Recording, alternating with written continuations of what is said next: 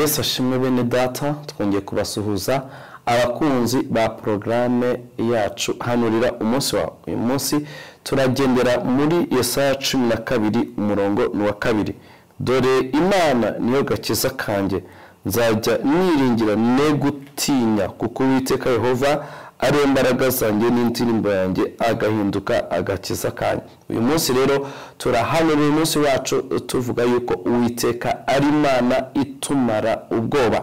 Mu izina rya Yesu Kristo wa Nazareti, wa munsi uri umunsi udasanzwe aho Uwiteka amara ubwoba. Haleluya! Uko amasaha yawe agenda kurikirana, wa munsi uri Imana irantinyura. Haleluya! Uwiteka aramara ubwoba. Uwiteka aranguraho gutinya.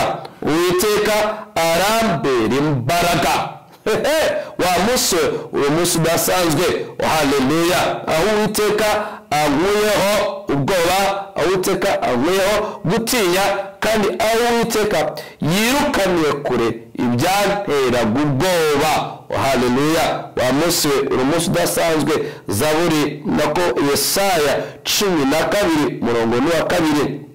Haleluya! Aho Uwiteka, haleluya, ambereye igitinyiro, ambereye umucunguzi, aho ankuyeho ubwoba, akirukana n'ibiteye ubwoba ku buzima bwanjye. Wa munsi uri umunsi udasanzwe aho Uwiteka anyambitse imbaraga.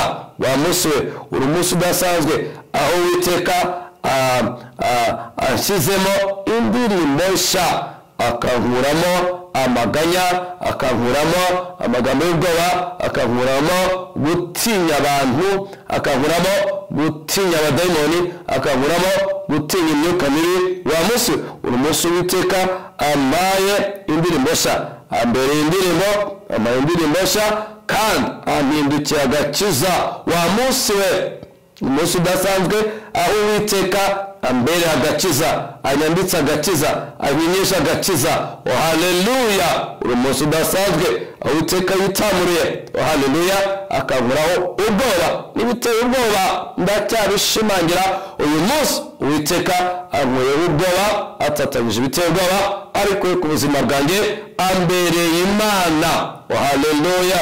Wa munsi uri umunsi Uwiteka ambereye indirimbo, uri umunsi Uwiteka ambereye agakiza, uri umunsi Uwiteka atatanyije ababisha banjye mu izina rya Yesu. Uri umunsi Uwiteka ankuyeho ubwoba, akanyubakamo gutinyuka, akanyubakamo amahoro, akanyubakamo ituze mu izina rya Yesu. Haleluya!